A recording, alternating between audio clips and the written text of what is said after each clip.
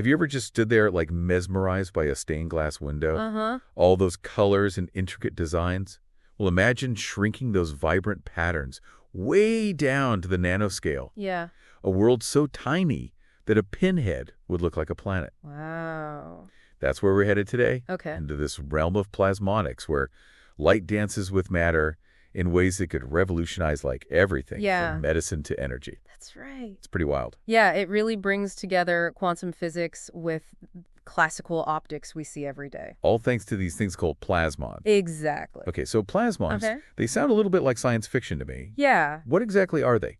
So think of it this way. Okay.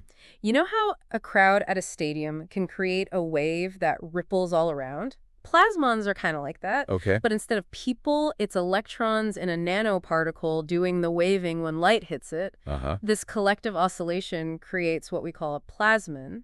Okay. And it's like a tiny little antenna concentrating light into these really intense hotspots. So we're talking about squeezing light, which travels, at the speed of light into Yeah. these incredibly tiny spaces. Yeah. What kind of impact does that have? Oh, it's huge. Yeah. Imagine focusing like all the energy of the sun onto the tip of a needle. Wow. That's the level of intensity that we're talking about. Wow, that's pretty mind-blowing. Yeah. So what kind of impact does that have? Like, what are we doing with this? Well, one of the most exciting areas is sensing.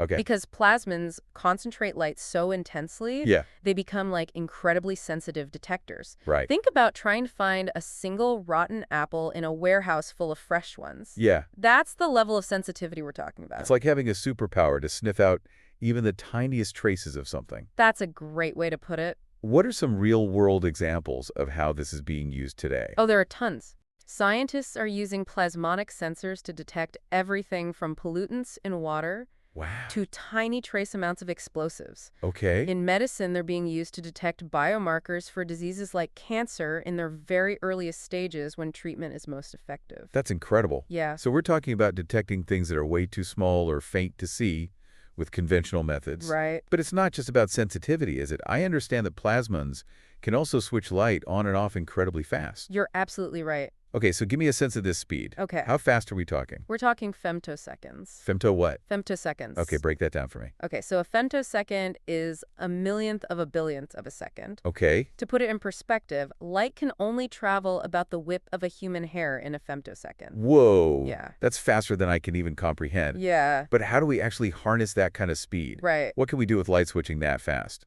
Well, this ultra-fast switching opens the door to incredible advancements, especially in fields like telecommunications and optical computing. Uh-huh. Imagine data traveling at the speed of light, Wow. leading faster internet speeds and more powerful computers. That's revolutionary. It is. So we've got super sensitive detection and lightning fast switching, all thanks to these tiny plasmons. That's right. Where else is this technology making waves? Well, let's talk about something that's probably on your mind a lot these days, renewable energy. Okay. Plasmonics is playing a key role in boosting the efficiency of solar cells, helping us move towards a cleaner and more sustainable future. Okay, now that's something I can definitely get behind. Yeah. How does that work exactly? It's all about capturing more of the sun's energy. Okay. By incorporating plasmonic structures into solar cells, we can enhance light absorption and convert more sunlight into electricity, making solar energy even more viable. So it's like giving those solar panels a boost, Yeah. making them even more effective at harnessing the power of the sun. Yeah, exactly. I love it. It's really cool. But before we move on, I have to ask, you mentioned that plasmonics bridges the gap between quantum mechanics and classical optics. Right. Can you unpack that a little? Sure.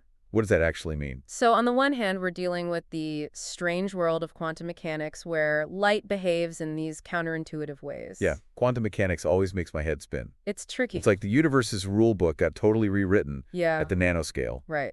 But how does plasmonics help us make sense of all that strangeness? Well, plasmons provide this incredible bridge between that quantum world and our macroscopic world. Uh-huh. By studying how light interacts with plasmons, Yeah. we can gain insights into those mind-bending quantum phenomena that are so difficult to observe directly. So it's like plasmons are giving us a glimpse behind the curtain of the quantum world. Yeah, I like that. A way to see what's happening at those incredibly small scales where the universe's rules seem to change. That's a great way to put it. That's mind-blowing. It is pretty amazing. So we've got super sensitive detection, ultra-fast switching, boosting solar energy, and bridging the quantum and classical worlds. Uh-huh. All thanks to these tiny plasmons. All thanks to plasma. I'm hooked. Yeah. But I'm also curious, we've talked a lot about how plasmons concentrate light. Right. Is it possible to do the opposite? Hmm. Could we use plasmonics to make things, invisible? Ah, invisibility. That's the holy grail, isn't it? It is. And it's a question that scientists are actively exploring. Okay. It turns out that by manipulating light at the nanoscale, we Yeah. can do some pretty amazing things. Okay, now you've really got me intrigued. Good. So in the next part of our deep dive, we'll be exploring the possibilities of plasmonic invisibility. We sure will. Can't wait. See you in part 2. See you then. Welcome back to our deep dive into the fascinating world of plasmonics. Last time we explored how these tiny waves of electrons called plasmons can concentrate light in really extraordinary ways, leading to breakthroughs in sensing switching and even solar energy. And we left off on a pretty tantalizing question. Can plasmonics actually make things invisible? Is Harry Potter's invisibility cloak about to become a reality? Well, let's just say that the science behind invisibility is pretty magical in its own right. Remember we talked about how plasmons act like tiny antennas, manipulating how light interacts with matter. Right, and that can make things super detectable, like finding that needle in a haystack or that one bad apple in a warehouse full of good ones. But how does that translate to making things disappear? Think about how we see things. We see objects because light bounces off of them and enters our eyes. If we could somehow manipulate the way light interacts with an object, we could potentially bend light around it, making it seem like the object isn't even there. So we're talking about tricking light, making it act like the object isn't even there. That's essentially what an invisibility cloak would do, right? Exactly. And that's where the magic of plasmonics comes in. By carefully designing plasmonic structures, we can actually control how light is scattered and bent. So we're not talking about some kind of magical force field. It's all about manipulating light at a really, really small scale. It's all about precision engineering at the nanoscale. Think of it like this. We're creating a nanoscale landscape that guides light around an object, much like a detour guides traffic around construction.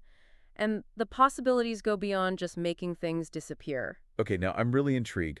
What else can we do with this light-bending power besides invisibility? Well, one exciting area is called transformation optics. It's like giving objects a completely different optical appearance. Wait, giving objects a different optical appearance, does that mean we can make things look like something else entirely? You gotta think of it as optical camouflage taken to the extreme. We could potentially make a tank look like a harmless car, or even blend seamlessly into the surrounding environment. That's straight out of a sci-fi movie. So we could have armies disguised as fluffy bunnies. The possibilities are mind-blowing. And it's not just limited to military applications. This technology could be used for architectural design, creating buildings that blend seamlessly into the landscape. So we could have cities that are almost invisible. Imagine the possibilities for urban planning. And what about fashion? Could we have clothes that constantly change color or pattern? Absolutely. Transformation optics opens up a whole new world of possibilities for design and aesthetics, limited only by our imagination. But let's get back to that invisibility cloak. Yes, please. All this talk about optical illusions is amazing, but how far along are we really? Are these just theoretical possibilities, or are there actual working devices? The field of plasmonic cloaking is still relatively young, but researchers have already demonstrated some remarkable proof-of-concept devices. Like what? Give us some examples of real-world plasmonic magic. Well, one example is a device that can cloak a small object in the microwave range of the electromagnetic spectrum. So not quite visible light yet, but still pretty cool. How does it work? The device is made of a carefully designed array of tiny metallic structures that effectively bend microwaves around the object, making it appear invisible to microwave detectors. Okay, so maybe we can't hide from our parents yet, but at least we can hide from microwaves. But what about cloaking invisible light? That's the holy grail, right? It is, and it presents some significant challenges. Visible light has a much shorter wavelength than microwaves, making it much harder to manipulate at the nanoscale. So we're talking about needing even tinier, more precise structures to bend visible light. Exactly, and we need materials that interact with visible light in very specific ways. But researchers are making progress. They're developing new metamaterials, artificial materials engineered to have properties not found in nature that could hold the key. Metamaterials sounds like something out of a comic book. What's so special about them? These metamaterials can be designed to have a negative refractive index, a property that essentially allows light to bend backwards. Hold on, negative refractive index, light bending backwards. That sounds like breaking the laws of physics. It does sound a bit like science fiction, but it's a real phenomenon that's been experimentally verified. And this strange behavior of light in metamaterials is key to creating true invisibility cloaks that could work in visible light. So we're talking about materials that can basically redirect light however we want. The possibilities seem endless. The potential is truly remarkable, and it goes beyond just invisibility. These metamaterials can also be used to create super lenses that can resolve details much smaller than the wavelength of light. Super lenses, does that mean we can finally see things at the atomic level? We're not quite there yet, but super lenses offer a significant leap forward in microscopy. They could allow us to see details of viruses' DNA and even individual molecules in unprecedented detail. Wow, we've gone from cloaking objects to super lenses. This is truly mind-boggling stuff, but we've covered a lot of ground in this part of our deep dive. Where do we go from here? Well, you might be surprised to learn that all this amazing science isn't just about bending light and creating cool gadgets. It's also about pushing the boundaries of our understanding of the universe at its most fundamental level. Okay, now you've really got me intrigued. Quantum mysteries. Here we come. See you in part 3. Welcome back to the deep dive. We've been on quite the journey exploring how these tiny waves of electrons are transforming technology from supersensitive detectors to invisibility cloaks that could rival Harry Potter's. And now we're going even deeper beyond the realm of gadgets and gizmos to explore how plasmonics is helping us unlock some of the biggest mysteries of the universe. Okay, buckle up everyone. Last time you hinted at some quantum mysteries. I'm ready to delve into the quantum realm. What can manipulating light at such a tiny scale teach us about the vastness of the cosmos? Imagine shrinking yourself down to the size of an atom.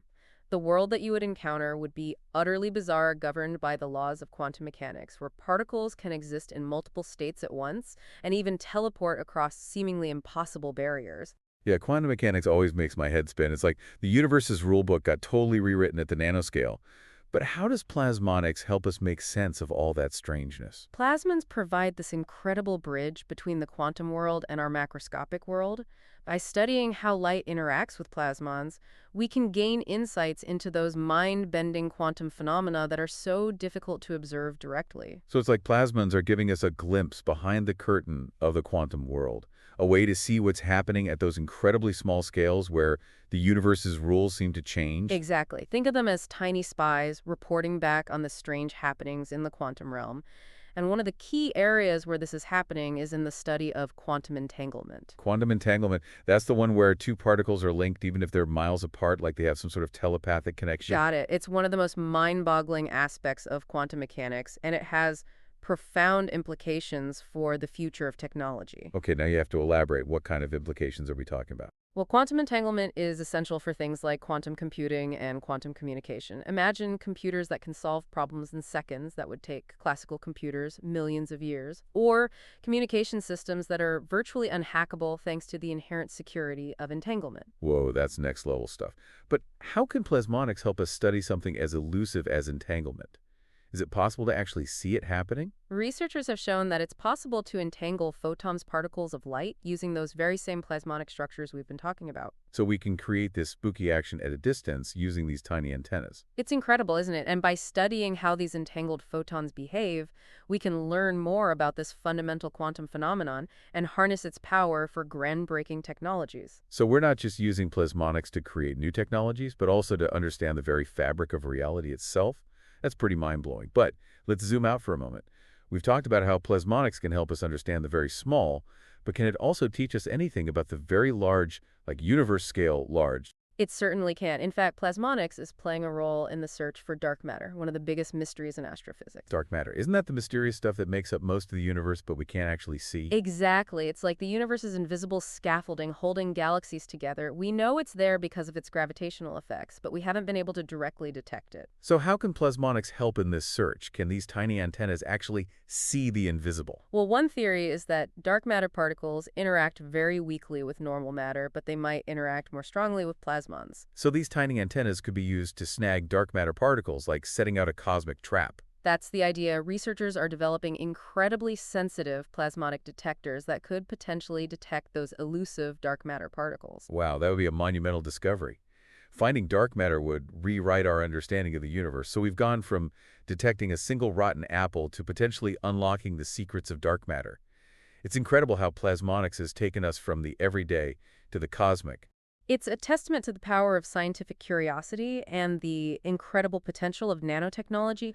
Who would have thought that manipulating light at such a tiny scale could have such profound implications for our understanding of the universe? It's been a wild ride, and I feel like we've only scratched the surface of what plasmonics can do. What's the one thing you want our listeners to take away from this deep dive? The next time you see a shimmering rainbow or the sparkle of sunlight on water, remember that there's an invisible world at play, a world where light and matter dance in ways that we're only beginning to understand. And that world, the world of plasmonics, has the potential to change our lives and reshape our understanding of the universe in profound ways. Beautifully said. And with that, we come to the end of our Plasmonics adventure. Thanks for joining us on this deep dive, and we'll see you next time for another fascinating exploration of the world around us.